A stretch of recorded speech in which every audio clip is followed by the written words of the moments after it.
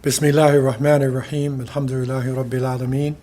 Wa usalli wa usallam ala Sayyid al-awwaleen wal akhirin. Nabiyyina Muhammadin wa ala alihi wa sahbihi wa barak wa sallam.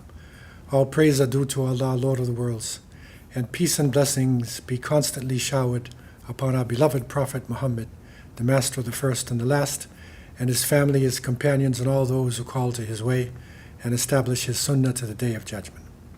As to what follows, my beloved brothers and sisters, to our viewers, our friends, Assalamu alaikum wa rahmatullahi wa barakatuh. Alhamdulillah, this is the beginning of the fourth section of the pivotal moments. And these pivotal moments are specially selected to look at the history of Islam and Muslims, to look at the flow that happened with the spread of Islam and with the different confrontations and ups and the downs, to give us some pivotal times, some key points where change came about. And that concept of change is a very critical one for us today, as it was in the past, especially with the recent situation in Palestine and Gaza and the Sudan and many parts of the Muslim world. Has become very critical that some quantitative change, something has to happen in order to release the people from the pain and suffering and from the bondage and genocide and apartheid that they are going through.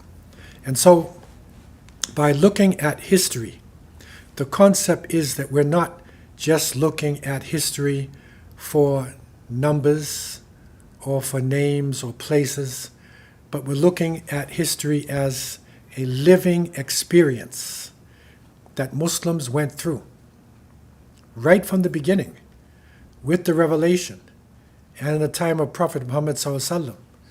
What did he go through with his companions? What did his companions go through during their period that would be called the period of the Sahaba?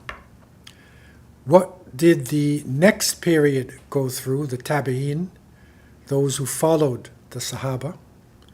What did they go through with the Tabi'in, those who followed the followers of the Sahaba, and the different levels and generations that Muslims went through? And we have picked out certain key points and key individuals that had a profound effect on history and were very relevant to our own situation today. And we reached in the 11th and 12th century at the time of the beginning of the Crusades. And the coming of the Crusades and Europe making its thrust into the Muslim world was a very pivotal moment. And the response of the Muslims to the Crusaders, with especially Sultan Salah ad-Din al-Ayyubi, rahimahullah, was very pivotal in changing the course of history. And so as we move through time and space, and we come into the late 12th century and the beginning of the 13th century AD, we recognize that that was maybe one of the most tumultuous centuries that Muslims faced since the beginning of the Islamic movement. Traumatic events went down. Events that are so serious, that are so inexplicable, it's hard to put them into words.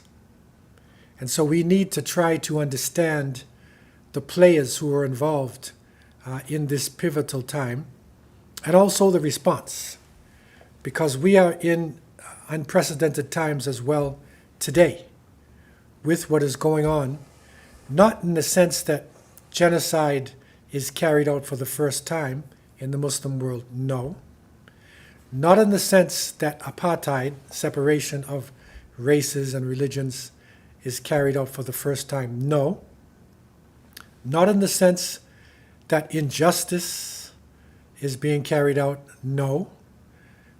What is different is that it is being carried out in real time, that people actually are watching it evolve, hearing the individuals, feeling their suffering, and even with international communications and travel, to even touch and empathize with those people who are suffering. And so it is critical for us to have solid examples of what Muslims went through to give us some strength within ourselves, to give us that heart, that feeling that we need, that connection with Allah subhanahu wa ta'ala that we need to be able to overcome this, or at least to be able to flow through what is happening in front of our eyes.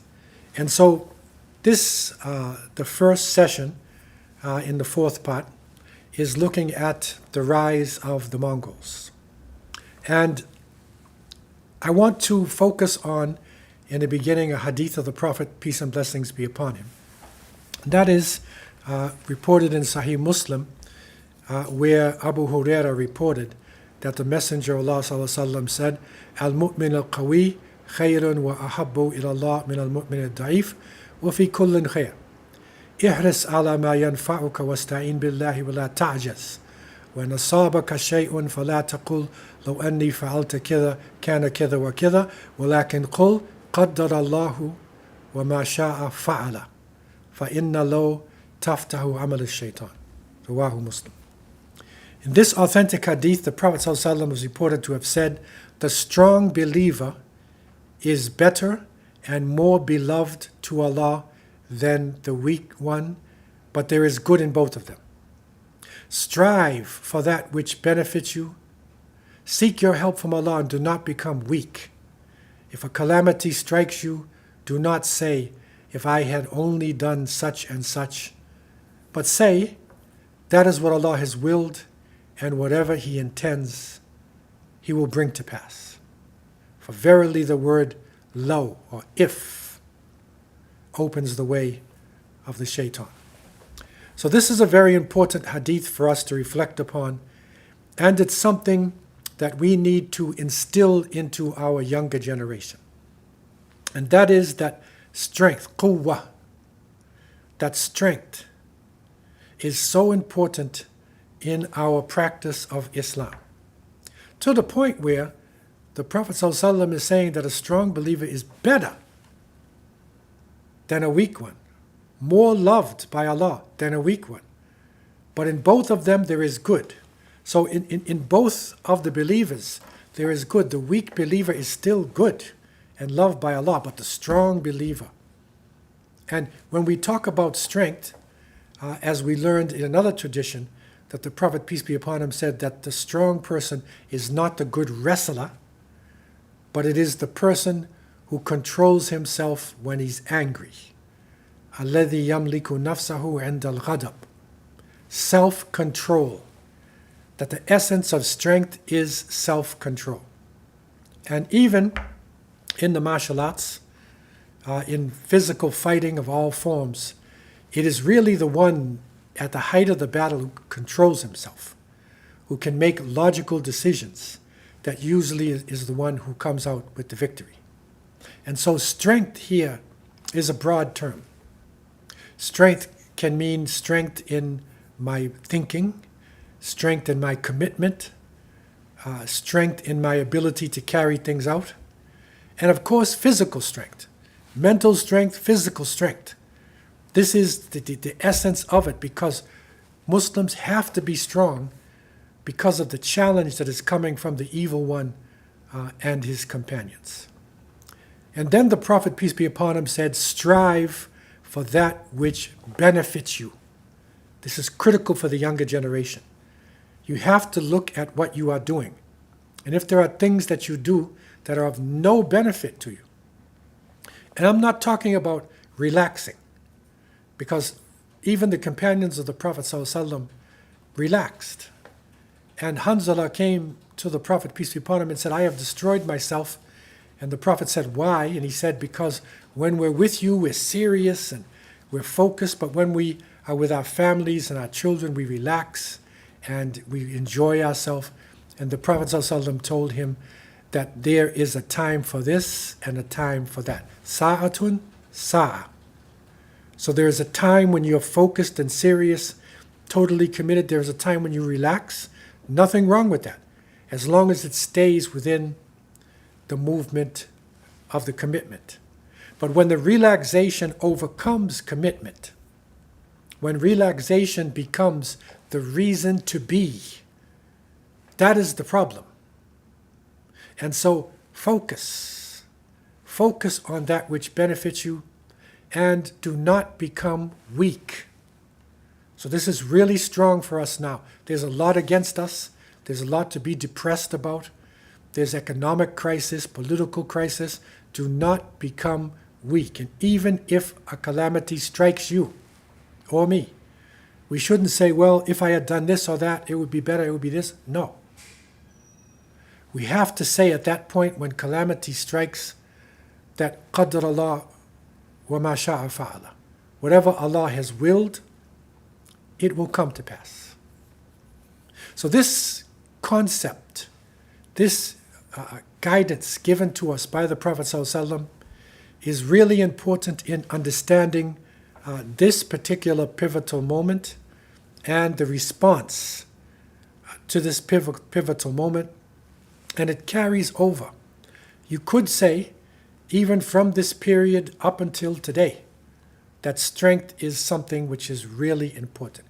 And we saw amongst the Khulafa al-Rashidin, the great rightly guided caliphs, we saw Abu Bakr and Umar and Uthman and Ali, but we saw in the time of Umar, who had that mental and physical strength, that things were more united, more organized, more progress was made.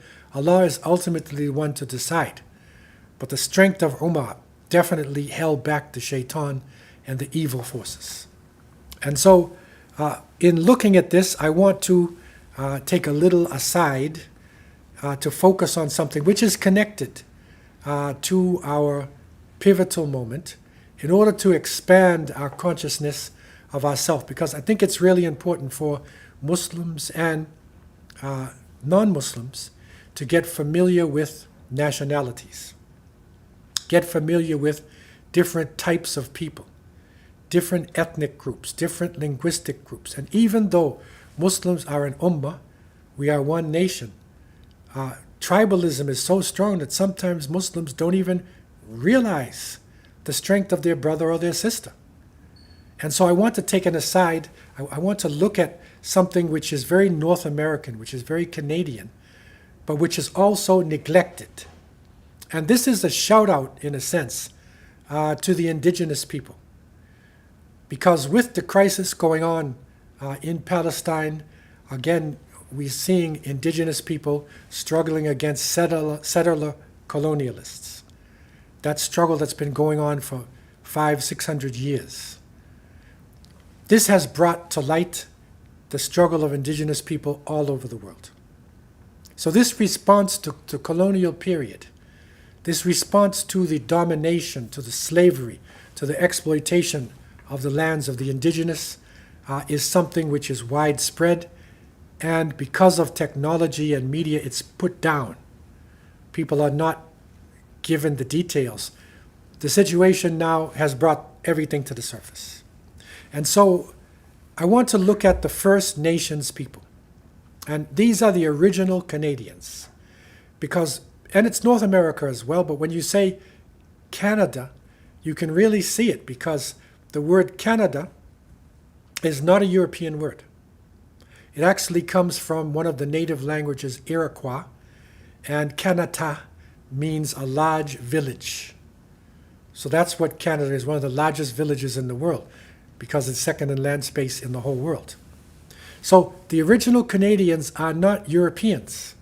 Today, if you say, oh, there's a Canadian fellow coming, you would expect him to be a white complexion person, British, French, something to do with Europe. But the first Canadians who lived for thousands of years in these lands were not Europeans. They came from Asia. And if you look at the picture, you will see what they are looking like even in the 21st century. You can still see their complexion, you still see their look. These are the indigenous First Nations people. And far north especially, we're dealing with the Inuits. And history tells us that the main way that people came from Asia into the Americas in the north was by the Bering Straits.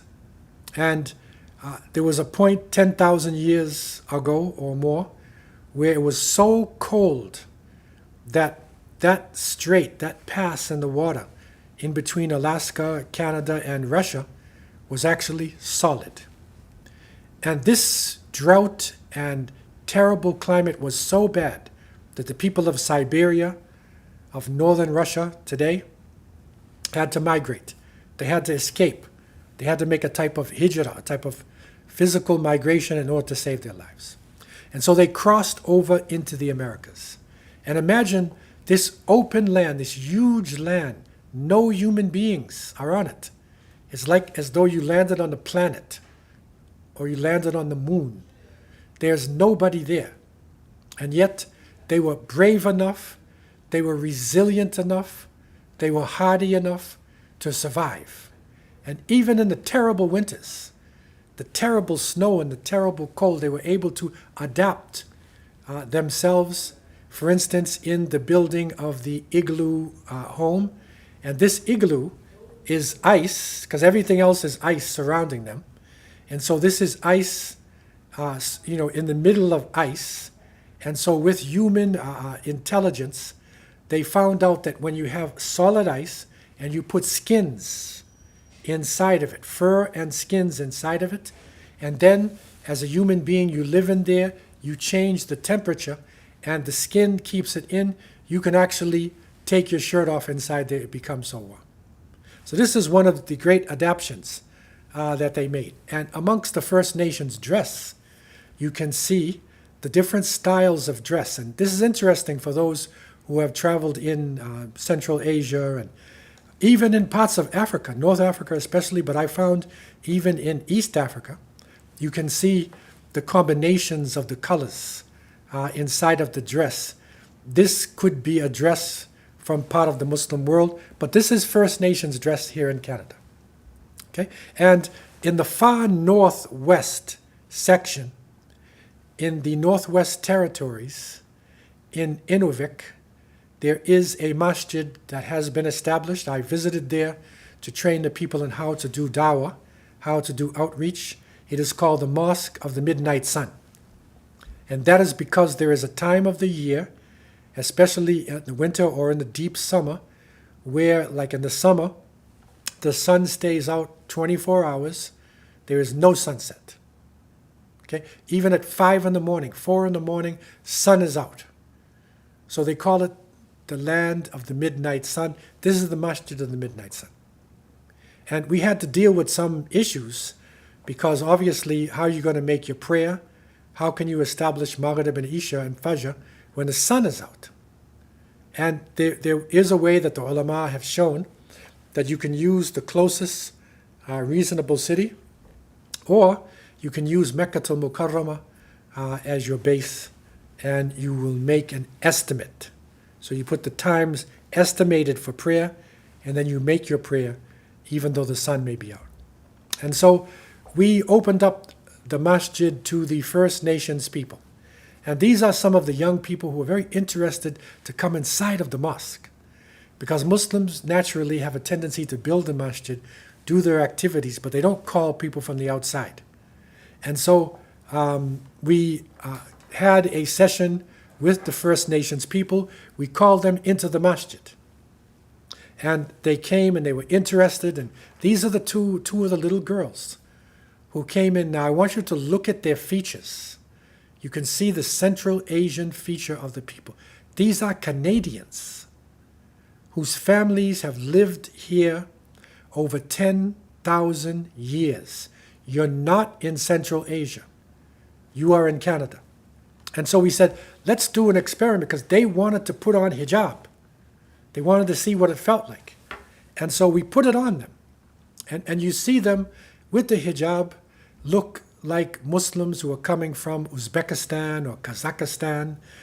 That is the Central Asian Muslim look. It's amazing, what a piece of cloth can do for an individual. Now, remember the girls' features. these are Mongolian women. These are the Mongols. And many have heard the name Genghis Khan but don't know about the culture. These are women in Mongolia today. Again, look at their dress and think about the dress of the First Nations in Canada. And you will see similarities in their beliefs, in their language, and their customs, and so many aspects. But this is the parallel that we're making. So this area of Central Asia that we're dealing with, the key part of this area, which is going to affect our next few pivotal moments, is what is called the Eurasian steppes. And the steppe region is not high mountains. It is mountainous, but then it is flat, and there are deserts. There are vast expanses within the steppes. There's a lot of area where grass can grow, grasslands are there. So therefore, the people of the steppes became involved with animal husbandry. They took care of animals because that was the main way to survive in this area. You couldn't grow vegetables and fruit in the same way you do in the warmer climates. Now, to get an idea of what this area is, we'll look at the Turkish-Mongol homelands. We touched on the area of the Turks. We may go back to them again as we go on, inshallah. But right in the center, how we centered it before, was Kazakhstan. That is a huge territory there in Central Asia. To the right of Kazakhstan is Mongolia. So this is the land of the Mongol people. And based upon the connection between the two areas, and you will see that if you look closely here at the steppes, right in the middle, you'll see that it says Altai Mountains. So the Altai Mountains was sort of a dividing point between what you could call the Mongol people and the Turkish people, although they're cousins. And the proto-Mongolian type was the father of all of them. Okay? But you could divide it into the eastern steppe, which is Mongolia, and then the western steppe.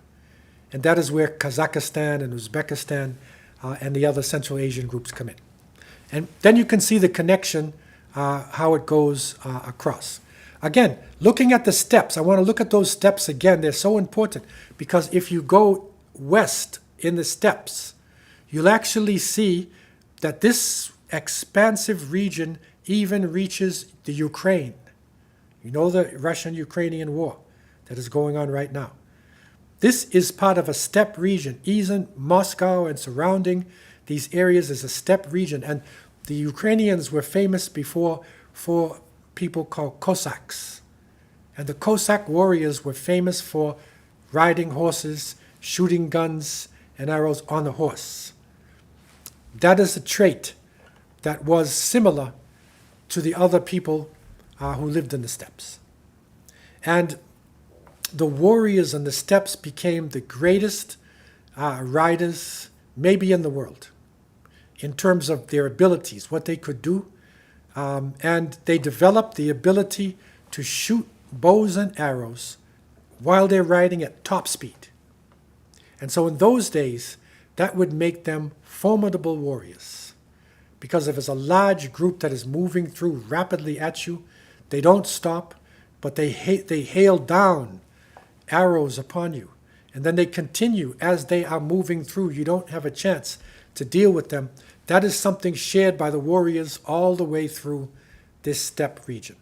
And this is pivotal in a sense because these people coming into the Muslim world, it changed the makeup of the Muslims and it changed our history forever. Now, amongst the different warlords, stepping back in history a little bit, in the 7th century BC, there was a group called the Scythians. And these were Persian or Iranian-speaking nomads. Okay, and they lived there in the steppe regions. And this is somewhere between China and then going all the way over to the side of the Ukrainians.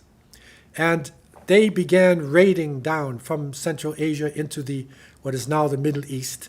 By 612 BC, the Scythians were one of the key factors in destroying the Assyrian Empire. Now, the Assyrians had ruled for over 1,000 years, and they dominated the whole region back in those days. The Scythians, with this relentless attack on their horses, coming in, going out, this irregular warfare. This is what people in the steppes were known for. They were one of the main reasons why the Assyrians came down. Another important group in this steppe region is a group called the Huns. And this is in the dying days of the Roman Empire. Now again, the Romans they were one of the major groups in the Middle Earth, Mediterranean, Asian, European area. And by the 5th century, in the area of the steppes, the Huns, again, one of the nomadic groups, they ruled that area. And again, they had that ability to ride and to shoot. And there's something about that climate. There's something about that area that hardens the personality. And so it is by that time, the 5th century, their great leader Attila the Hun, he was called the Scourge of God. He and his troops terrorized the Eastern and Western Roman empires, plundered the Balkans. It extorted tons of gold from Constantinople. It invaded all the way over to France. They were in Italy, and finally, when they were raiding Italy, Attila died from drinking himself to death in one of his so-called wedding nights. So Hun is so serious that I know in American English, and because I was raised in America, Hun is being used. I used to play basketball, and if you used to, dominate the ball all the time, and you wouldn't give it to other people, they call you a Hun. They say, you're a Hun. I don't know if they use that today in soccer or football or anything. But in my days, if you dominate the ball, you hog the ball, they call you a Hun. That's the name of a group of people. But it stuck because of the fear that the Romans had for the Huns in Europe. It was so serious that even comes down into European-based languages up until today. Now, looking at this group, the focus group we're looking at is the Mongols, Al-Mughul. So in language, in Arabic and in their language, Al-Mughul, Mughul, they have their way of pronouncing it in their own. In English, we're saying the Mongols. Okay? And the Mongol nation, really, in ancient times, they were very obscure and they were not really that important of a people. And they lived in that terrible climate that is there. Now, you look at the picture and you see just rocks and stones and nothing green around you, and then suddenly it gets flat. In the cold periods, it's still nothing green growing. And so in this area, the Mongol nation started to develop. They would spend most of their time fighting against each other, not able to reach any heights because they couldn't unite. And finally, and again, this is going around the 13th century, they were united under a very important leader whose name was Temujin. And Temujin started to organize the different Mongol tribes. People who were just angry, fighting each other. This type of personality. And again, we need to try to understand what happened to these people. Because life was so harsh and so difficult that they were angry, they turned on each other, and eventually they turned on the world. And so how do you go about organizing a group like this? It is not easy, and it takes a certain type of personality even to be able to organize people like this. And Temujin was that individual that Allah had willed. Temujin, who was later known as Genghis Khan, His father was a chief, but a lesser chief, and it was when he was around 9 years old, his father was killed, and his tribe was scattered and destroyed. His mother was banished along with their children. They had 5 children. And they were forced to live by themselves in the harsh steppe. Okay, so this was a death sentence. You don't have a store that you can go to buy goods from. You don't have mango trees or different vegetables that will be growing in the warm season. You are living in a vast expanse. The best you can get out of it is grass and a few shrubs that might grow in that area. And so contact with other human beings is critical to survive. You have to live as a social unit. So being banished was like a death sentence. Times got really, really bad. It got so difficult that some reports even say they were starving to the extent that Temujin killed his older brother because he refused to share a fish with him. Now imagine the level of starvation that you are on. You are losing control of yourself completely. Now this affects the mentality of a person, not only of the people of the region, but Temujin himself must have been mentally affected by this horrible suffering that he went through.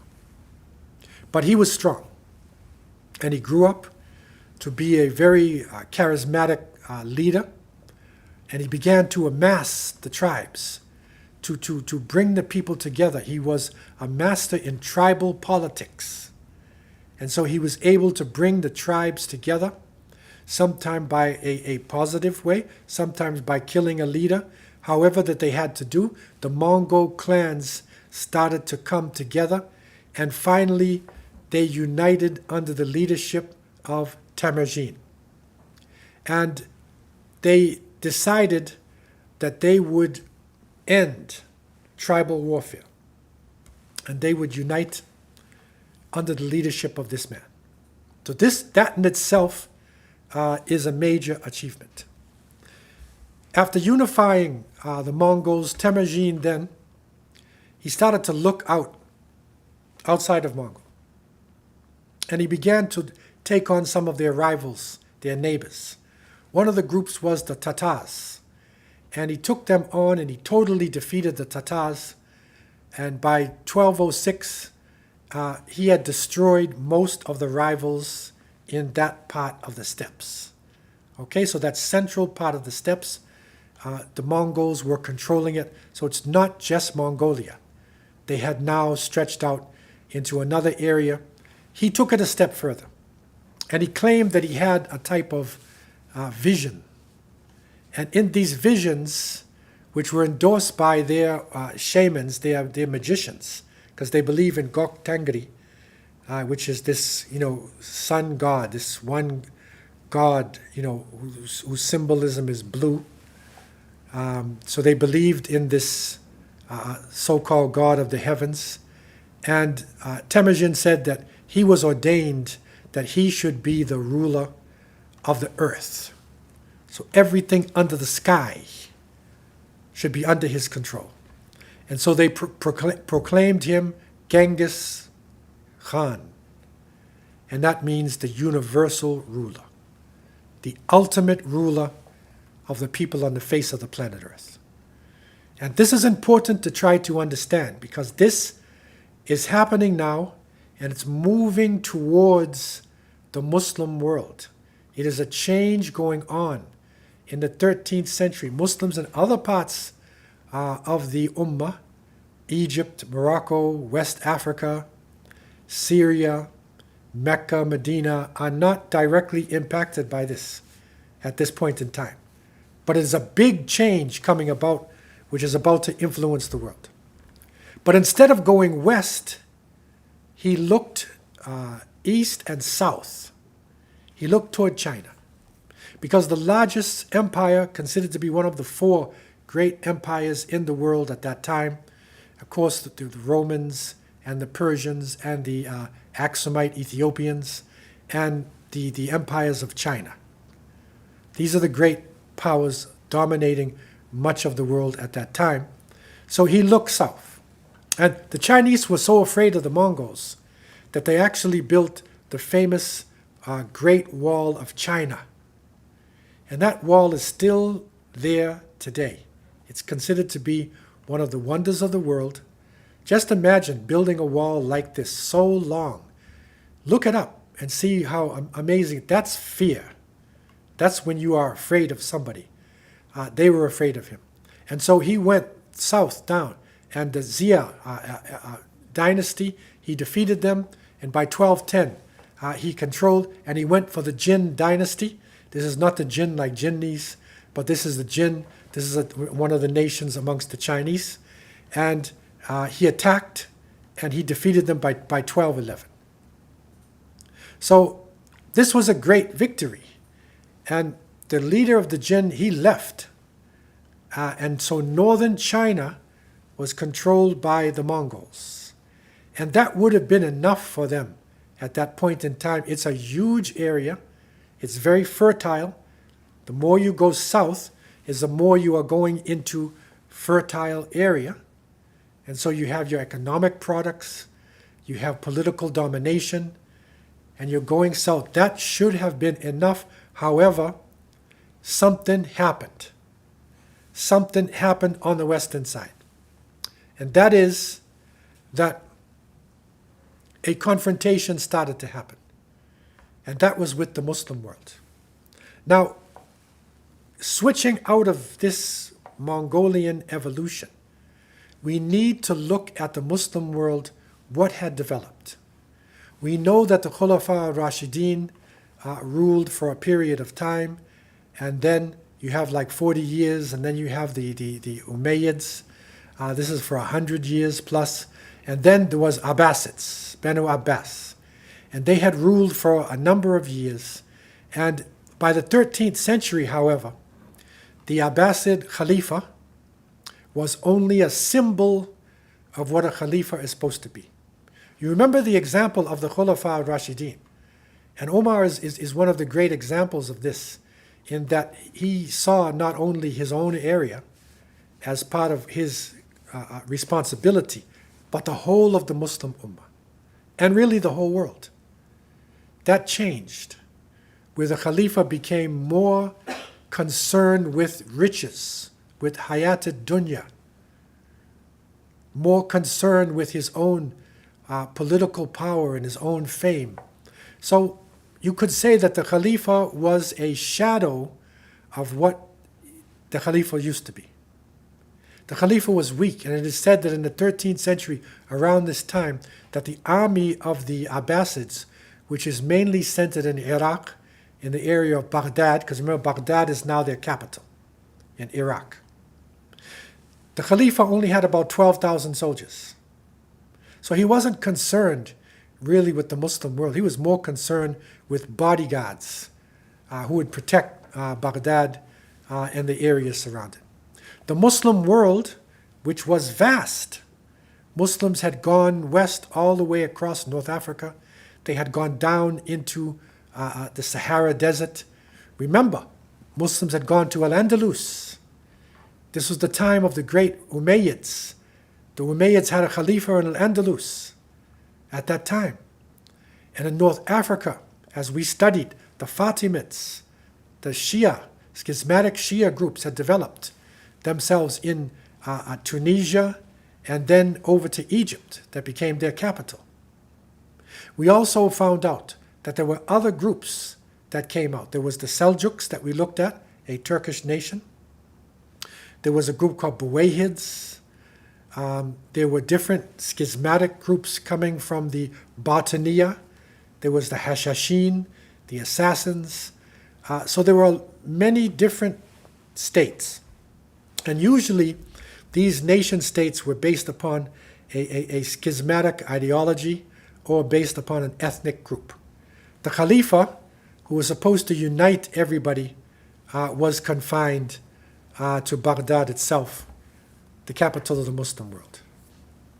Poverty was widespread. Imagine this. Baghdad was considered to be the richest city on earth was the city of Baghdad at that time. But yet poverty was widespread. And it is said that one of the slave of the Khalifa, and Ibn al-Athir and Ibn Kathir are two of the great historians, Muslim historians who wrote about this. Ibn al-Athir, he writes saying that the slave of the Khalifa, Ala ad-Din al-Tabarasi, that he actually had hundreds and thousands of dinars worth of property, is the slave. Because a slave is not always somebody in ball and chains.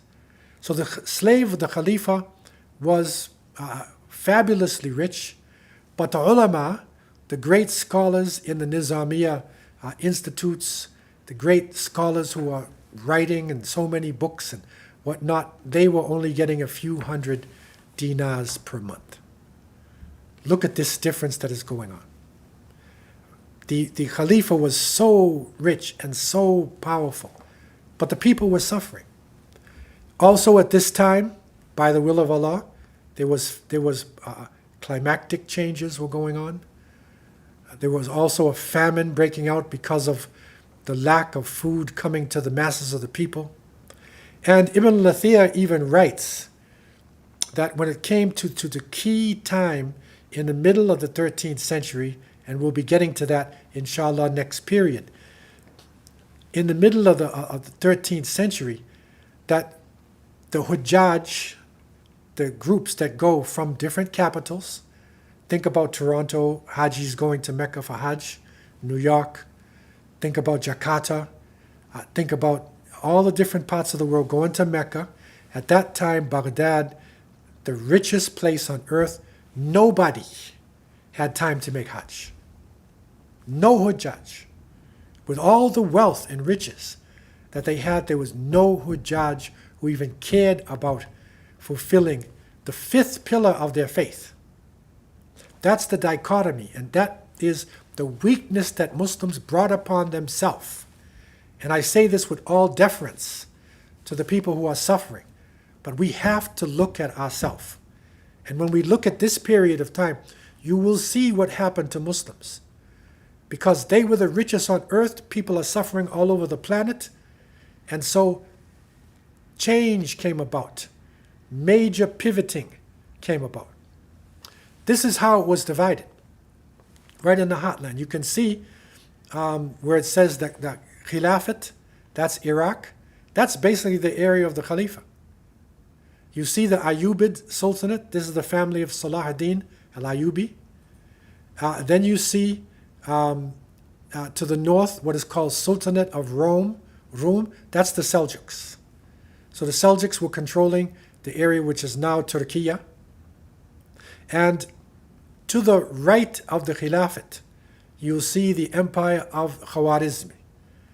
And Khwarizmi Shah was one of the most powerful leaders on earth. Look at the land space within the area which controlled by the Khwarizmi. And so broken up into different areas, people divided one against another, the weak benefiting from the poor, the deen is not being dealt with. Something is about to happen to the Muslims. The Prophet ﷺ in authentic hadith, reported in Abu Dawud, Ibn Majah, and Ahmed, is reported to have said on the authority of Abu Hurairah radiallahu anh, Ummati hadhihi ummatun marhuma, laysa alayha adhabun fil akhirah, adhabuha fid dunya, al-fitan wa zalazil wal qatl. The Prophet ﷺ said, this my ummah is a nation that has mercy upon it. Its punishment will not be in the hereafter, but in this life. That being fitan, meaning trials and temptations, zalazil, earthquakes, and qatl, genocide, murder that is happening. And we can see, well, iyadhu billah, at different points in history, and again I'm saying this with all deference to those innocent people who are suffering. May Allah give them paradise for what is happening to them, especially the children. But this is sunnatullah. This has happened in Islamic history, and we need to understand what happened to come out of the situation today. And especially for those new Muslims, those young Muslims, those who are reviving their faith, who want to know what is going on, what is happening with all these Muslim leaders, all of these nations, all of this power. What is happening to the Muslim world? Allah subhanahu wa ta'ala has told us, this nation, it's got mercy on it. Okay? We're not going to be punished in the next life, inshallah.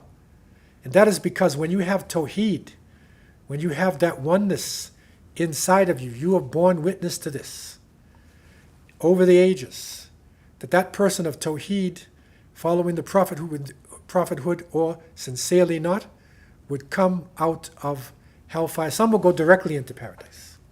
Some following their prophets. And others, even after being punished for a period of time, Jahannamiyun, they are known as in hellfire, because of the tawheed, they're going to come out. So the ultimate punishment is not in the next life, but the punishment is in this life, in the dunya. He said three things. He said fitan, it's the plural of fitna. And a fitna is a trial, it's a temptation, it's a confusion, it's a gray area. Look at the situation today. Look at how confusing it is. Look at the temptations we're under. Just go to your cell phone. Just look at the amount of fitna, the amount of illegal sexuality and bestiality and pornography and the things that are going on, temptations and the trials, the drugs, the gambling, so many different material things spread all over the world, popping up in front of you. Fitan. Fitan. This comes like a punishment to us. Okay? It's a wake-up call. And I say it's not just a punishment, you see, because getting punished, getting hurt, is not always something which is negative. For instance, when you get a cut, if somebody is cut with a knife, he will feel more pain when it heals than when the actual knife struck the skin. Because the healing process is a painful one. That is sunnatullah. And that pain is good, because if you didn't have pain, then you might take your hand underwater, you might do things with it, but the pain will remind you over and over again, I'm healing, I'm healing. And so similarly, this fitna hitting the Muslim world, it is a wake-up call. Alhamdulillah, Muslims are waking up all over the Muslim world, especially the masses of the people. Second point, zalazal. And zalazal is earthquakes. Look at this earthquake that hit Turkey. This is one of the major earthquakes of the century. Hit the Muslim world. And if you go and start looking at the earthquakes that have hit the Muslim world and the tsunamis over the past 50 years, you're going to see probably the majority of them hit the Muslim world. Aside from earthquakes, ulama also see zalazal could stand for natural catastrophes that are also hitting us as a punishment. It's a wake-up call to us before it's too late. And finally, qatl, and that we will use the term today, not just murder, genocide. And it is happening in the Muslim world, not only in Palestine and Gaza, it has happened in other parts of the Muslim world. We are seeing it going down in front of our eyes. Wal iyadhu billah. It is a wake-up call. And we have to realize this is sunnatullah. And this is what has happened in the past. And this is what is going on. So, pivot. Pivotal moment. Genghis Khan is in China. He's defeated the Chinese, taken over northern China. But suddenly, on the western side, one of his governors, who had now sent his people now into the Khwarizmi Empire. Remember the Khwarizmis? One of the greatest empires in the Muslim world. But again, having this power and not being united, not practicing your deen as you should, it breeds arrogance, takabbur, pride. And so the Mongols came in to do trade. The leader of this section of the Khwarizmi Empire, he humiliated, disgraced them. They came back, another group came back again and said, did you really mean this? He took them, and it is said he shaved their beards. He disgraced them. Right? He even killed them. And so this news got back to Genghis Khan. And Genghis Khan was reported to have said, there is one sun in the heavens and there is one Khan on earth. And he launched his campaign to invade the Khwarizmi Empire in 1218. Okay, and he overran this place. Right, by 1221 he had overrun the Khwarizmi Empire. He chased the leader of the Khwarizmi, chased him, Jalaluddin, all the way across until he died in a small Caspian island. He died by himself, the leader of one of the greatest sections in the Muslim world. And so, pivotal moment, arrogance. Instead of dealing with non-Muslims in justice, these are merchants who are coming. These are not soldiers. Yes, the Mongols are conquerors, but they're coming to you as merchants. They have a white flag, so to speak. You disgrace them, you kill them, you humiliate them, because you think you're so powerful. That is a major mistake, and considered by some to be maybe one of the greatest mistakes in history. One of the greatest mistakes in history is what the Khwarizmi people did. Instead of maintaining neutrality with the Mongols, they started animosity, and they unleashed, through their arrogance, Genghis Khan, who considered himself to be the punishment of God on earth. This was unleashed into the Muslim world, and that is our pivotal moment for today. And this will lead us into next week's class and understanding, where we will try to look at the response to this invasion that happened, and the results of the invasion, and how the Muslims came back. This is critical for us today. Remember what is happening today. Remember this genocide that is going on today. How are we going to respond? How are we going to wake up? It is all part of Sunnatullah, which is being played out right in front of our eyes.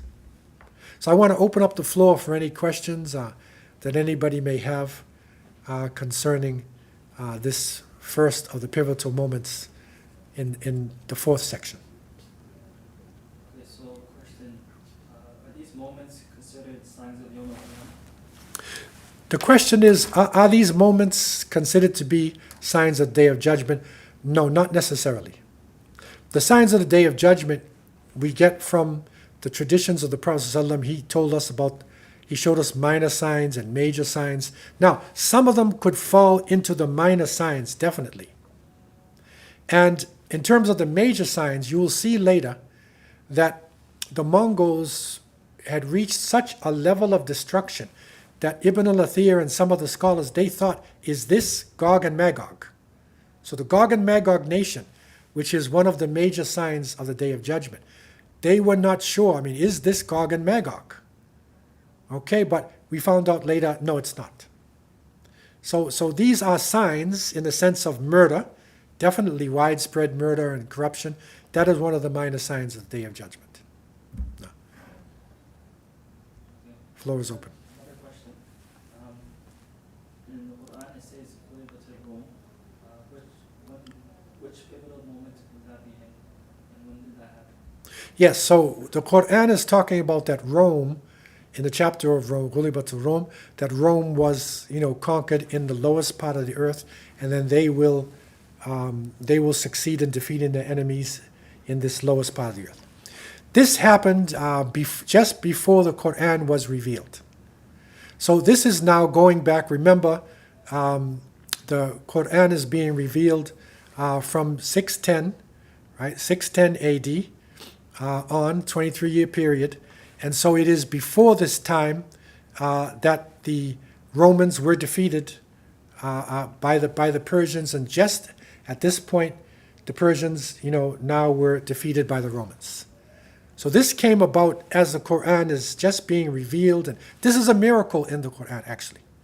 But it's not this time. We're talking now 13th century, which is, a good 600 years later.